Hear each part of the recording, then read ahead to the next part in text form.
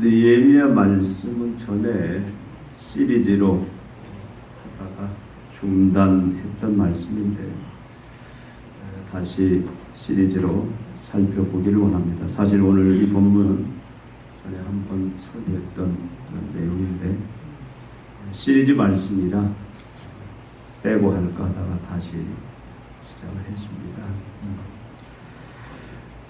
느헤미야를 보면 여러분들은 뭘 발견하시는지 모르겠어요. 느헤미야는 어떻게 보면은 희망의 말씀입니다. 우리에게 희망을 주는 말씀.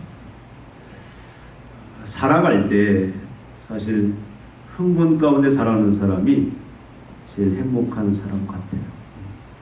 어떤 새로운 일, 또 새로운 내일, 또 미래를 생각할 때에 기대가 되고 흥분이 되는 그것이 가장 행복한 성도들의 삶이 아닌가 그렇게 생각합니다. 느헤미야를 통해서 우리가 그런 하나님에 대한 기대와 흥분들이 다시 회복되었으면 좋겠습니다. 오늘 이 말씀은 페르시아 아닥사스다 왕, 오늘 본문에 있는 대로 제 20년에 일어난 사건입니다. 이렇게 말하면 잘 감이 안 잡히죠. BC 455년에 일어난 사건인데 또 이렇게 말해도 감이 잘 안 잡힙니다, 여러분들. 남왕 북왕국을 누가 멸망시켰죠? 북왕국을 아수르라는 나라가 BC 720년에 멸망을 시켰습니다. 그 아수르를 누가 멸망시켰죠? 바벨론이라는 나라가 멸망을 시킵니다. 근데 남왕국 유다를 누가 또 멸망을 시키고 포로로 잡아가냐면 바벨론이에요. 그것이 1차, 2차, 3차, 1차가 BC 605년, 2차가 BC 597년, 3차가 BC 586년 세 차례에 걸쳐서 이스라엘 남왕국 유다 백성들을 포로로 잡아갑니다. 그 예루살렘 성을 완전히 다 해파시켜버려요. 그리고 이제 70년 동안 포로 생활을 하는데 그 바벨론을 멸망시킨 나라가 어디냐면 메데파사, 여러분 페르시아라고 기억하고 있을 거예요. 고레스 왕이 페르시아를 멸망시키고 그 포로 된 그런 국가 백성들을 향해서 명령을 냅니다. 다시 고국으로 돌아가라. 그래서 포로로 잡혀왔던 이스라엘 백성들도 하나님이 선지자를 통해서 약속한 그 약속대로 어떻게 보면 70년이 찬 거예요. 그래서 바벨론이 포로로 끌고 왔을 때 가져온 성전 기물들 그리고 보물들을 다시 주어서 귀환을 합니다. 그 1차 귀환이 언제냐면 BC 538년에 이루어져요. 스룹바벨의 인도하에서 그때는 이제 성전 짓는 것이 주목적입니다. 그리고 2차 귀환이 BC 458년 에스라에 의해서 진행되어지는데 오늘 이 사건은 첫 번째 이 스룹바벨에 의해서 첫 귀환으로부터 93년이 지난 그런 시기입니다. 2차 귀환으로부터는 13년이 지난 그런 기간이에요. 이들이 처음에 스룹바벨의 인도하에서 약 5만여 명이 이제 돌아오는데 그때 큰 꿈과 희망을 가지고 돌아옵니다. 하나님 전에 약속했잖아요. 너희들이 비록 죄악으로 인하여 바벨론의 포로로 가지만 때가 되면 너희들을 다시 돌아오게 할 것이다. 그때는 이 황폐한 땅을 내가 이제 경작할 수 있는 옥토로 만들어 주겠다. 이 땅을 에덴 동산과 같은 낙원으로 다시 회복시켜 주겠다. 그런 약속을 하셨어요. 에스겔서 36장 35절에. 또 무슨 약속을 하셨습니까?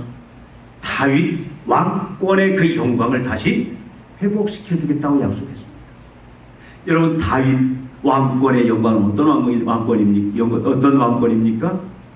다윗 시대에는 아브라함이 약속한 그 모든 땅을 사실 다 정복했습니다.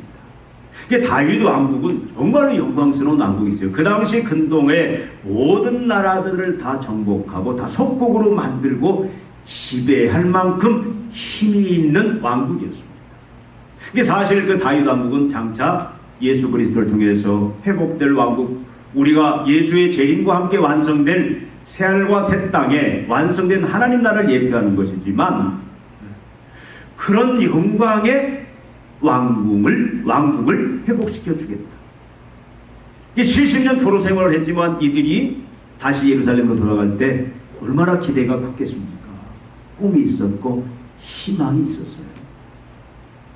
근데 93년이 흐른 지금 이 시기에 아닥사스다 왕 20년 BC 455년에 어떤 형편이었냐? 여러분, 이 당시에 포로 2세대라고 할 수 있는 니에미야는 포로로 직접 끌려온 게 아니라 자기 부모가 끌려왔고 여기서 태어난 그런 2세대 아니면 3세대인데, 느헤미야는 하나님의 은혜로 아닥사스다 왕의 술 맡은 관원장까지 어떻게 보면 성공한 사람이에요. 근데 그 아닥사스다 왕의 술 맡은 관원장인 이 유대인 느헤미야에게 이제 소식이 들려오는 거예요. 그의 형제가 하나니가 예루살렘에 갔다 왔는데, 갔다 와서 이야기를 합니다. 묻습니다. 예루살렘 형편이 어떠냐? 그러니까 오늘 말씀대로 뭐라고 이야기하죠? 사로잡힘을 면하고 남은 자들이 그 지방 거기에서 큰 환난을 당하고 능욕을 받으며 예루살렘 성은 허물어지고 성문들은 불탔다 하는지라. 희망의 소식이 아닌 절망의 소식을 전하고 있습니다. 하나님이 약속했어요. 근데 그 약속과는 정반대의 모습이 지금 예루살렘에 이루어지고 있다는 겁니다. 여러분, 성벽이 다 무너져 버렸어요. 열심히 성벽을 쌓았겠죠. 그리고 성문을 달았는데 성문은 다 불타고 성벽들은 다 무너졌습니다. 여러분, 성벽이 무너지고 성문이 불탔다는 얘기는 뭐예요? 성벽과 성문은 뭘 의미합니까? 보호막이에요. 성벽과 성문이 있음으로 인하여 이방 민족들로부터 그 공격에 안전하게 밤에 잠을 잘 수도 있고 밤에 돌아다닐 수도 있는 거예요. 근데 성벽이 무너지고 성문이 회파되었다, 불타버렸다, 그러면 어떻게 됩니까? 이제는 언제든지 이방에 의해서 죽음을 당할 수 있는 그런 치한 그 부재의 그런 죽음의 상태로 지금 예루살렘이 다 변했다, 그 말씀입니다. 그러니까 실제 이들이 성문만 불태우고 성벽만 회파시킨 것이 아니라 실제 침략을 해서 약탈을 하고 많은 사람들을 죽이는 그 일들이 지금 일어나고 있다라는 거예요.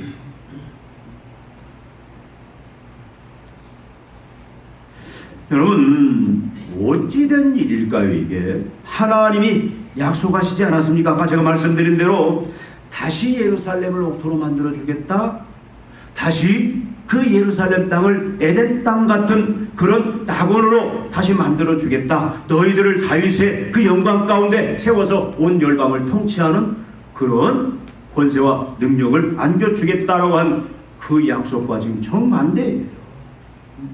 하나님이 거짓말하신 겁니까?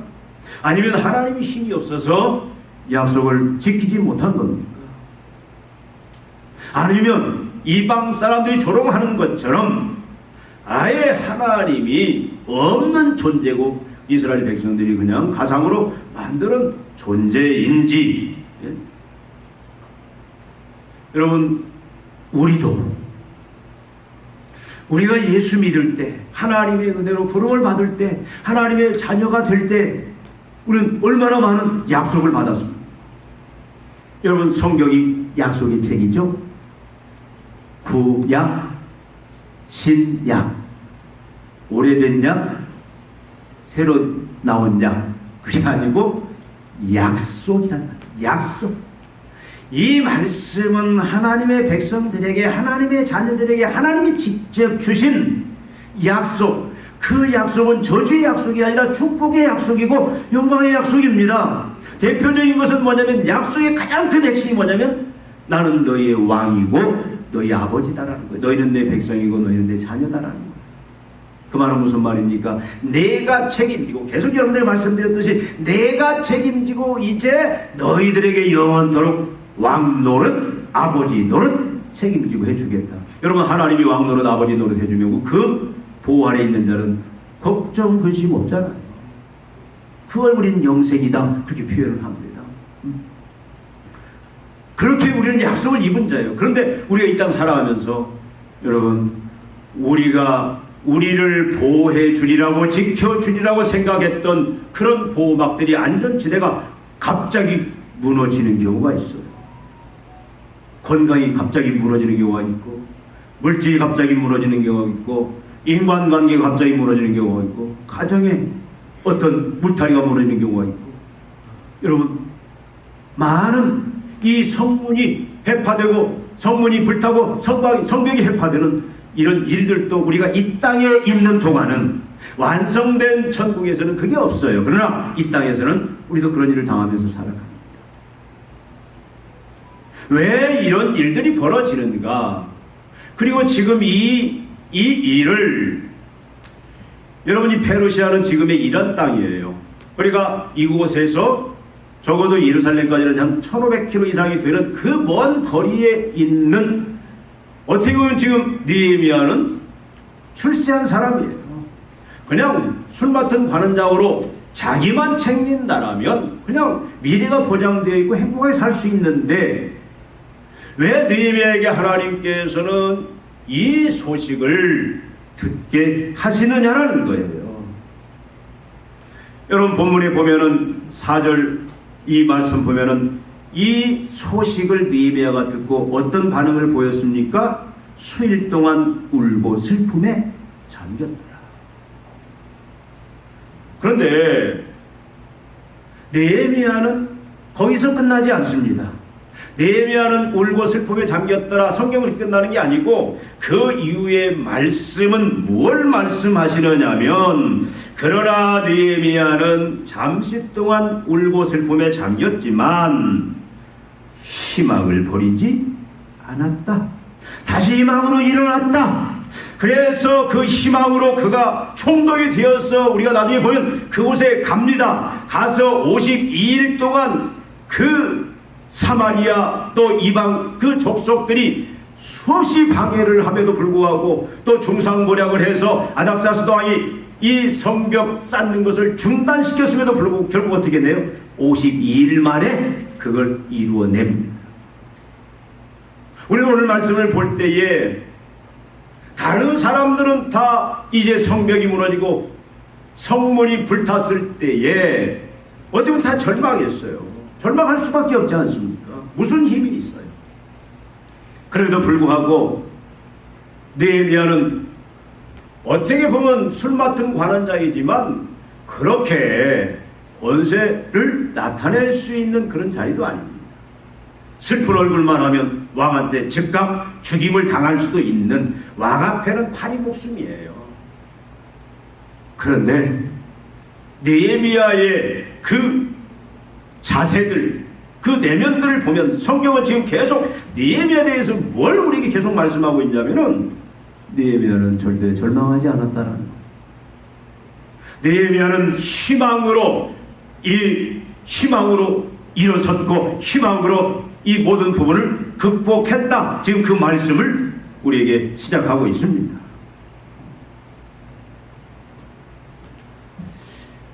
어떻게 이것이 가능하냐? 여러분, 우리는 많은 한계가 있어요. 갑자기 지지난주 계속 교회에 일이 생겨가지고 내 힘으로는 해결할 수가 없어. 기도해도 그냥 주님은 침묵하시고, 걱정이 생기더라고. 운동을 해도 집중이 안 되고, 그래서 제가 그랬어요. 너 믿음이 있냐? 희망보다는 자꾸 걱정이 앞서고, 이걸 어떻게 해야 되지? 이 문제를 어떻게 해야 되지? 여러분 다 경험해 보셨잖아요. 갑자기 믿었던 건강이 순식간에 무너졌을 때, 여러분 믿었던 물질의 어떤 벽이 생기면서 그 물질이 하루는 무너질 때에 여러분 어떻습니까? 희망보다는 여기에 또 뭐가 있어요? 자꾸 소문이 있고, 이 소문 속에서 여러분 그 소문과 함께 또 사실 이 실제 예상했던 그 문제들이 터지기 시작하면은요, 걷잡을 수가 없어요. 문제 속에 한번 사람이 빠지면은요, 아무리 내가 희망 있다 하더라도 우리는 절망 속에서, 근심 속에서, 두려움 속에 빠질 수밖에 없습니다. 우리 정 권사님 아마 경험해 보셨어요. 그 수술실에, 의사도 장담할 수 없는 그 수술실에 들어갈 때 그 심정이 어떨까? 저는 그 수술 환자들 매일 새벽에 가서 그 암 환자, 무슨 모든 수술 환자들을 위해서 기도할 때 그들의 심정이 전달이 돼요. 불안하고. 여러분, 느헤미야가 어떻게 다 자기를 보호하고 지켜줘야 될 그 성벽이 무너지고 성문이 불타는, 그래서 이제는 걱정, 근심, 두려움, 공포, 죽음에 노출된 그 상태에서 그 소식을 듣고도 그가 절망에 빠지지 않을 수 있었는가? 여러분, 그것은 다른 게 아니라 느헤미야에게는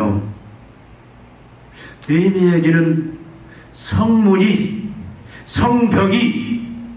희망이 아니었어요. 느헤미야에게 유일한 희망은 살아계신 하나님이었습니다. 느헤미야에게 유일한 희망은 살아계신 하나님, 그리고 그 살아계신 하나님의 말씀, 그 살아계신 하나님의 약속만이 유일한 희망이었어요. 그는 처음부터 그런 믿음으로 훈련받았고, 그렇게 그 믿음으로 그는 지금 견고히 서 있다라는 사실입니다.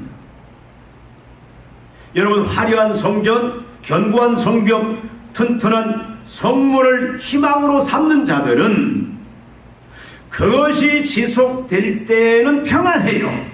그러나 그것이 예상치 않게 무너져버리고 불타버리면 그때 어떻게 됩니까?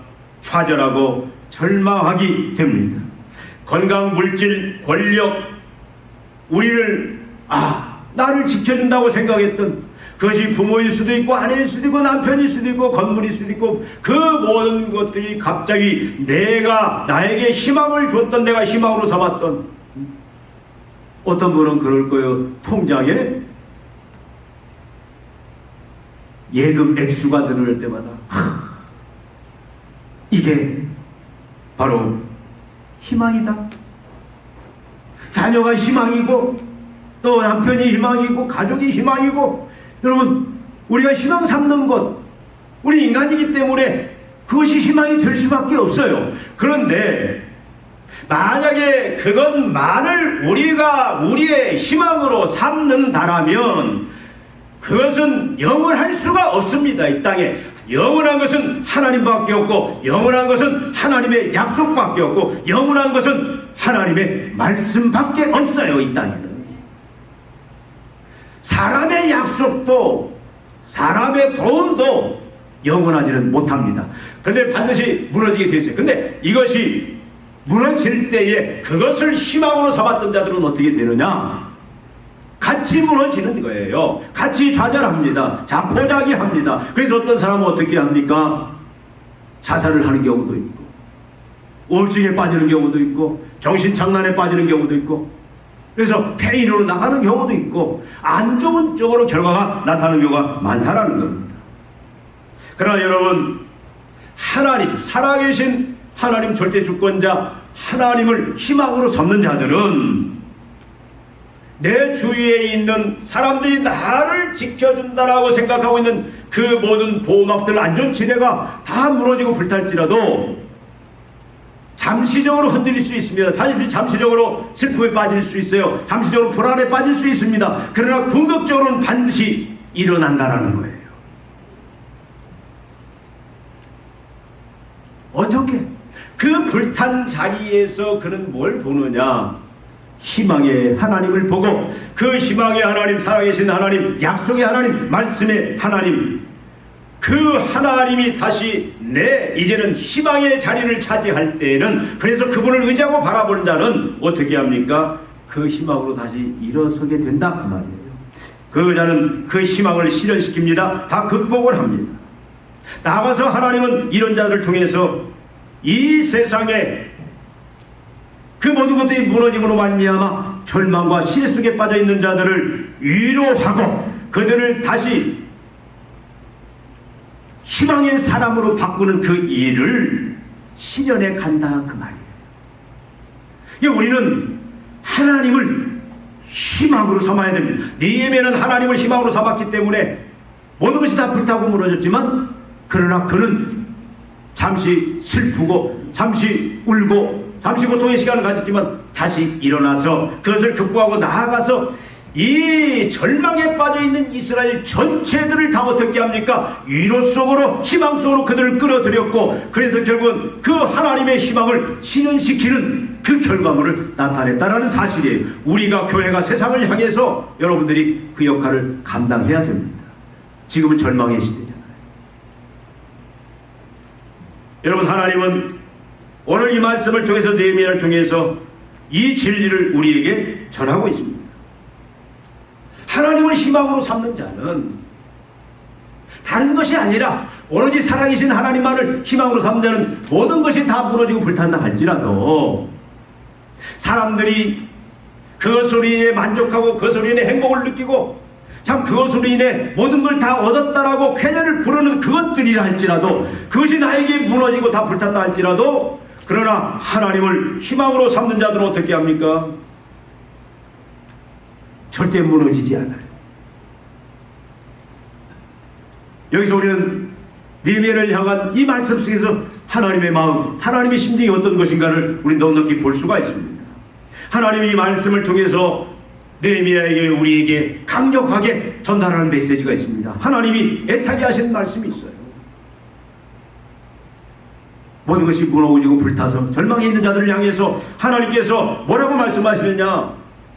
너의 유일한 희망은 바로 나다. 너의 유일한 안전지대는 바로 나다. 이것을 계속 말씀하시고, 그래서 그 하나님 안에 머물러 말미암아 희망을 갖고 다시 일어서서 희망의 사람이 되고, 그래서 이제는 나가서 번역뿐만 아니라 주위의 절망과 좌절 속에 있는 사람들을 향하여 그들을 위로하고 그들을 희망의 사람으로 다시 일으켜 세워서 희망의 하나님의 그 역사를 실현시키는 그 일을 하나님 하기를 원하신다 그 말씀입니다. 여러분, 지금 예루살렘은 절망의 예루살렘입니다. 죽음의 예루살렘입니다. 불안, 공포, 두려움에 다 노출되어 있어요. 그럴지라도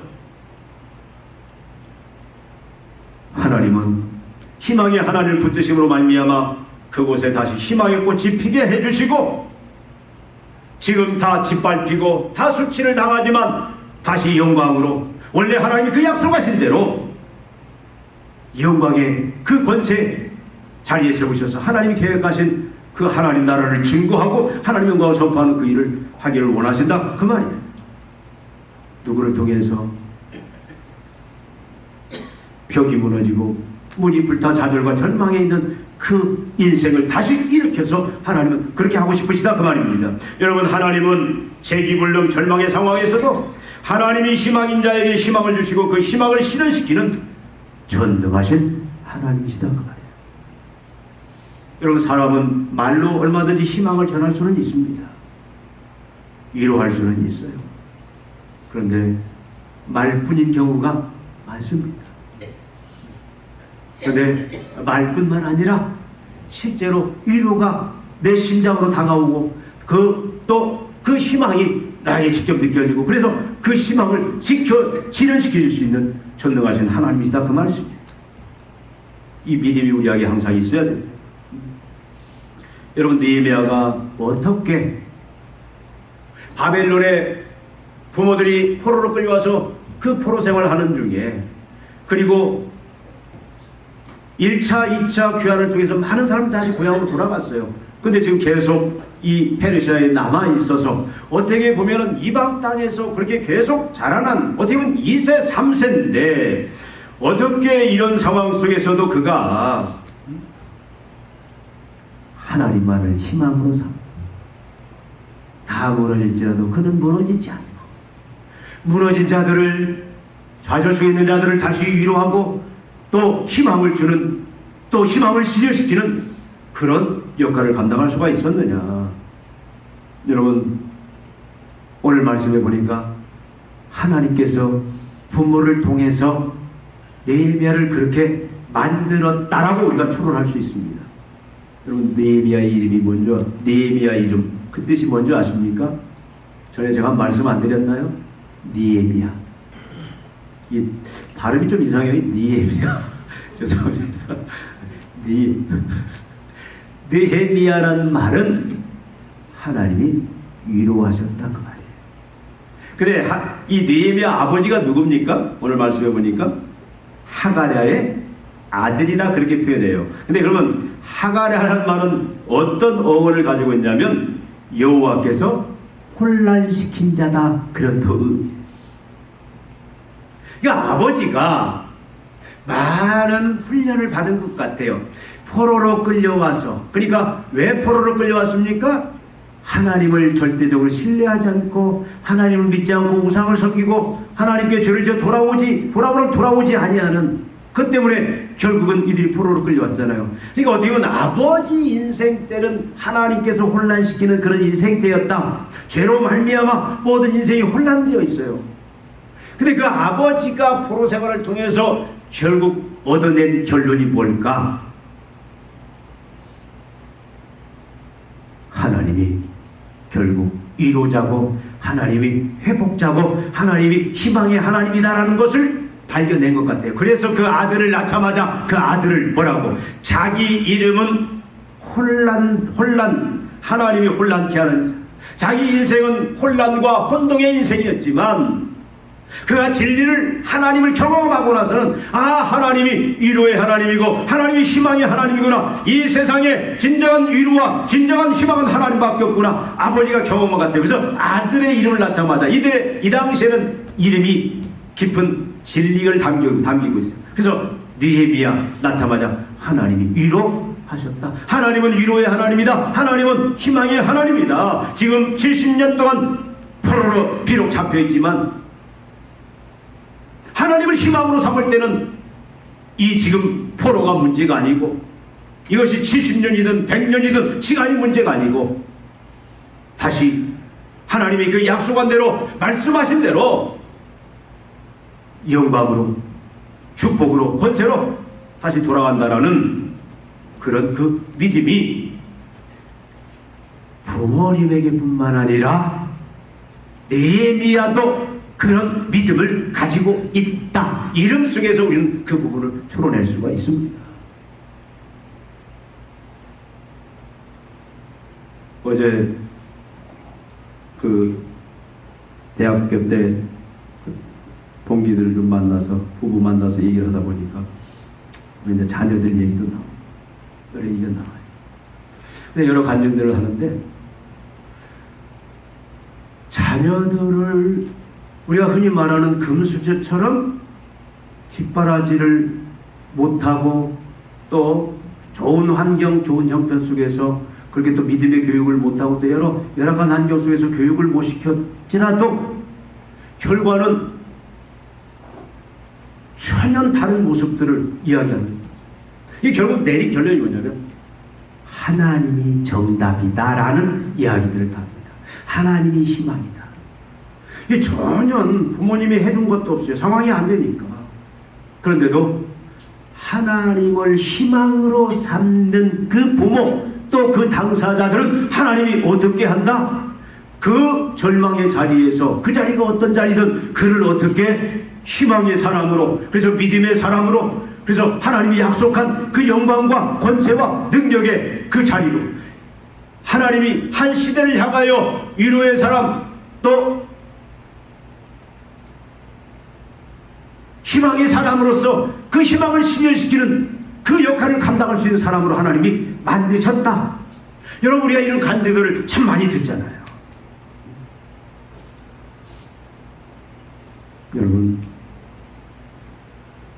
여러분 자녀를 바라볼 때 희망입니까? 절망입니까? 여러분 몸을 바라볼 때 희망입니까? 절망입니까? 여러분 직장 사업장 바라볼 때 절망입니까? 희망입니까? 현재 여러분 처한 상황을 바라볼 때 절망입니까? 희망입니까? 우리 교회를 바라볼 때 절망입니까? 희망입니까? 문제는 지금 놓여있는 형편처지가 아니라 오늘 말씀은 뭐냐면 네가 지금 희망으로 삼고 있는 게 하나님이냐 사람이냐 세상이냐 그걸 지금 우리에게 묻고 있다는 겁니다. 하나님께서는 분명히 이 부모를 통해서 느헤미야를 그렇게 하나님만이 희망이다. 그래서 하나님만을 희망으로 삼는 자는 세상 사람들이 자기를 지켜주고 자기를 보호한다고 생각하는 그 성전 성벽 또 성문이 다 불타고 해파된다 할지라도 하나님을 희망 삼는 자는 절대 불타고 절대 해파되지 않고 다시 일어난다. 하나님은 부모를 통해서 느헤미야를 그런 믿음의 사람으로 세워주셨다라는 겁니다. 왜 이스라엘 백성들이 70년 포로 생활을 했는지, 왜 참으로 수치와 조롱의 삶을 살 수밖에 없었는지, 그 결론도 느헤미야가 깨달은 건 뭐냐면 하나님을 희망으로 삼지 않았고 이집트를 희망으로 삼고 다른 주위의 나라들을 희망으로 삼고 다른 주위의 나라의 그 우상들을 그들이 섬기는 신을 희망으로 삼고 막강한 군사력을 희망으로 삼고 칼과 창을 희망으로 삼고 그러면서 하나님은 그 희망에서 죄해버렸기 때문에 그랬다. 그것을 분명히 느헤미야는 알고 있었다는 사실입니다. 여러분 우리가 지금 이 믿음을 우리 자녀들에게 이 믿음을 좋은 환경도 좋지만 이 믿음을 심어줘야 절대 절망하지 않고 절대 좌절하지 않고 여러분 우리 살아가면서 아까 말씀드린 대로 불탈 수 있습니다. 무너질 수 있습니다. 이 땅에 있는 동안은 무너지고 불타요. 건강도 우리가 믿던 재물도 어떤 인맥도 무너질 수가 있어요. 그럴지라도 무너지지 않고 다시 희망으로 일어나서 회복하고 세상에 희망을 주는 자로 그럴 때에 비로소 쓰임을 받을 수 있다. 믿습니까?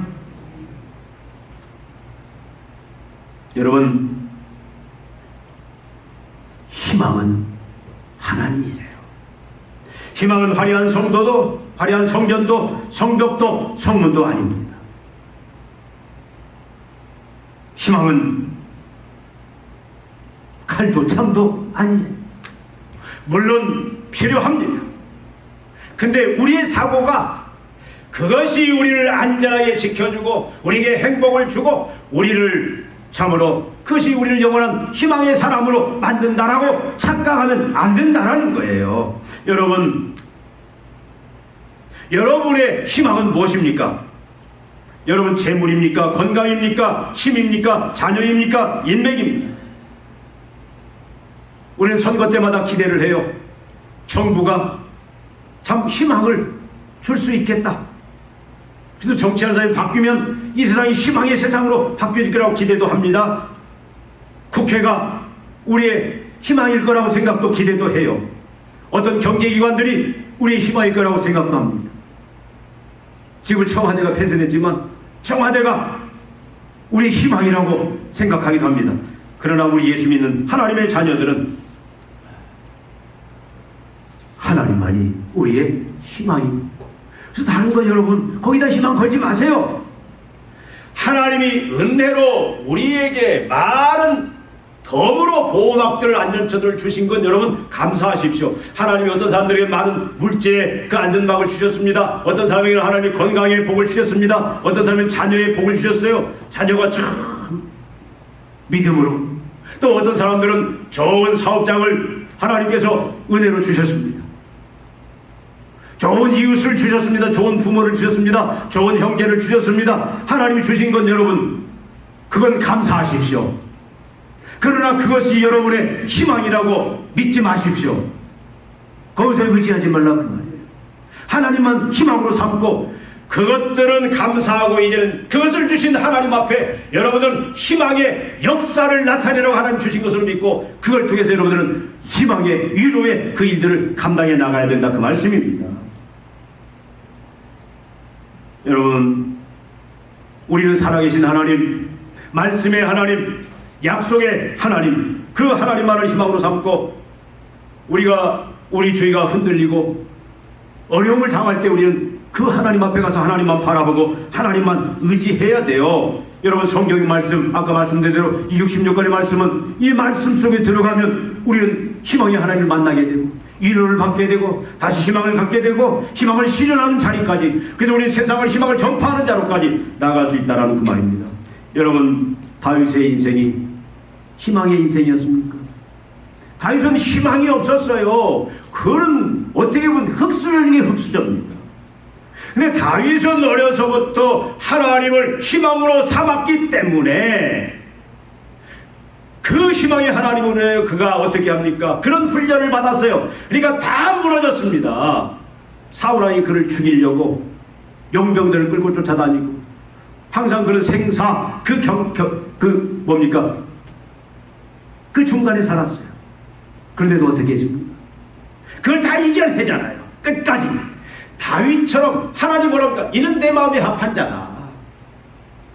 다윗을 볼 때 우리는 희망을 갖게 되고 다윗을 볼 때 우리는 희망을 노래할 수 있다고 말이에요. 다윗이 금수저가 아니라 다윗이 흑수저였고 다윗은 절망할 수밖에 없는 모든 것이 다 무너졌음에도 불구하고 희망의 하나님으로 말미암아 다윗은 어떻게 하나님을 희망으로 삼는 자들은 다 결국 하나님이 지켜주시고 보호하시고 바로 희망의 하나님이신 것을, 하나님의 나라는 희망의 나라인 것을, 위로의 나라인 것을 세상에 드러내고 전달할 수 있는 그 일을 하나님이 이뤄내시는구나, 그걸 볼 수 있다 그 말입니다.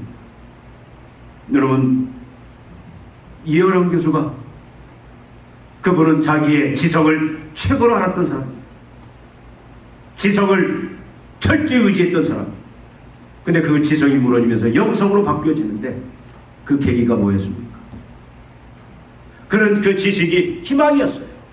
지식은 얼마든지 세상에 희망을 주고 위로를 주고 세상을 바꿀 수 있다고 믿었습니다. 근데 사랑하는 딸이 미국의 주치사의 검사가 되고 잘 나갔어요. 근데 사랑하는 손자가 자폐증, 심한 자폐증에 걸립니다. 자기의 지성으로 해결할 수 있는 게 아무것도 없더라는 거예요. 가서 보니까 이제는 갑상선으로 눈도 보이지 않고 막 자꾸 그릇도 깨트리고 희망이 없는데 그가 딸과 외손자가 자기가 기대했던, 자기가 의지했던 것들이 다 불타버리니까 그때서 하나님이 보이기 시작하고 하나님이 희망의 하나님으로 보이면서 그가 그 하와이에서 엎드려서 하나님 앞에 하나님이 희망입니다. 그래서 하나님 내 딸 살려주십시오. 내 손자 살려주십시오. 그래서 특별히 하나님이 그 희망의 믿음 속에서 하나님이 그를 딸을 고쳐주고 외손자도 고쳐주고, 그래서 그는 뭘 간증하고 다닙니까? 지성에서 영성. 하나님이 희망의 하나님입니다. 희망의 하나님입니다. 그것 전하다가 돌아가셨습니다. 여러분, 예수님이 결국 우리가 희망으로 삼아야 할 것은 예수 그리스도. 예수 그리스도의 우리의 유일한 희망 아닙니까? 내가 곧 길이요 진리요 생명이 나로 말미암아 아버지께 오죠. 내가 길이요 진리요 생명이다. 내가 영생이다. 나는 부활이요 생명이 죽어도 살고 영원히 살리로다. 여러분, 예수님을 희망으로 삼는 자들은 죽음 앞에서도 두렵지 않아요. 마지막 우리를 공포와 두려움으로 몰아가는 것은 죽음 아닙니까? 죽음 앞에서는 찬양을 할 수 있고 죽음 앞에서도 감사할 수 있고, 죽음이 우리를 무너뜨릴 수 없다 그 말이죠. 여러분, 이 시간 여러분 한번 살펴보시기 바랍니다. 여러분의 희망은 무엇입니까? 우리 가족의 희망은 무엇입니까? 우리 교회의 희망은 무엇입니까? 말이 아니라 실제 내 모습 속에서, 지금까지 내 행동 속에서 무엇이 나의 희망이었는지, 하나님 뭘 원하시는지, 하나님은 지금 이 말씀 속에서 간절히 외칩니다. 내가 희망이다. 언젠가 네 육체도 무너진다. 언젠가 네가 의지했던, 네가 싸웠던 것 다 무너진다. 너를 절망과 좌절로 끌어간다. 이 자녀의 인생 속에 네가 보호하게 되줄 수 없다. 세상 것들이 보호하게 되줄 수 없다. 내가 희망이고, 내가 위로자고, 내가 희망을 실현시킬 수 있는 자다. 우리는 주님의 음성을 항상 들어야 돼. 이게 믿음입니다. 여러분, 우리 교회도 이 모습으로 우리가 견고하게 있었으면 좋겠습니다. 해피데이 선포했습니다. 말로만 선포한 게 아니고 저는 매일 지금 전쟁 속에 살아가고 있어요. 어떻게 하면, 여러분, 어떻게 하면 내 속에 있는 위로의 하나님, 내 속에 있는 희망의 하나님, 나와 함께 하시는 위로와 희망의 하나님을 지금 코로나로 인해서 여러 가지 상황들로 인해서 절망 속에서 무너져 불탄버린 그런 환경 속에서 자잘하고 있는 자들을 어떻게 그들에게 다시 위로를 주고 희망을 주고, 그들 심령 속에도 위로의 하나님, 희망의 하나님을 심어줘서 우리는 못 일으킵니다. 우리는 희망을 줄 수, 하나님이 직접 들어가서 그들과 함께할 때, 성령이 그들 통해서 역사할 때에 비로소 그들도 희망의 하나님을 만나고, 그래서 어떤 좌절과 절망 속에서 모든 것이 다 불타고 다 회파될지라도 일어날 수 있다. 그걸 우리가 그 역할을 감당해야 됩니다. 우리 가정, 우리 주위에 있는 사람들, 우리 옆에 있는 사람들, 우리가 그 일을 이제 그것을 하는 것이 해피데이. 여러분, 개인적으로 우리가 이제는 이 방향을 향해서 우리가 나아가십시다. 기도하시겠습니다. 하나님 아버지, 희망의 하나님을 오늘도 찬양합니다. 유일한 이 세상에 위로와 희망 되시는 하나님, 우리가 이제는 하나님만 희망으로 삼고 나가기를 원합니다. 세상 것들, 주님, 사람들이 우리를 보호하고 지켜준다고 희망으로 삼는 것들, 주님, 더 이상 그것들을 우리가 희망으로 삼지 않게 해주시고, 이제 하나님 앞에 다 놓게 하여 주시고, 있는 것들 감사하게 하시고, 그것들을 통하여 그것을 주신 하나님의 그 희망의 역사를 드러내며 나타내며 이제 실현시키는 그런 믿음의 종들로 우리를 사용하여 주시옵소서. 절망 속에 있는 자들이 있습니까? 주님, 모든 것이 불타고 무너짐으로 말미암아 좌절 중에 있는 자들이 있습니까? 오 하나님 아버지, 이 시간 만나 주시옵소서. 오 성령님, 저들의 심령 속에 하나님만이 희망인 것을, 하나님만이 위로자인 것을 보게 하시고, 다시 아버지 하나님 품게 하시고, 이제 믿음으로 하나님의 그 희망 되신 하나님 앞에 이제 모든 것을 맡기고 의지하고 나가는 믿음 주시사, 주님 참으로 위로와 희망을 얻게 하시고 이제 승리케 하여 주시고, 세상을 향하여 위로와 희망을 전하는 전달자로서, 사명자로서 충성할 수 있도록 은총 베풀어 주시옵소서. 예수님의 이름으로 기도하옵나이다. 아멘.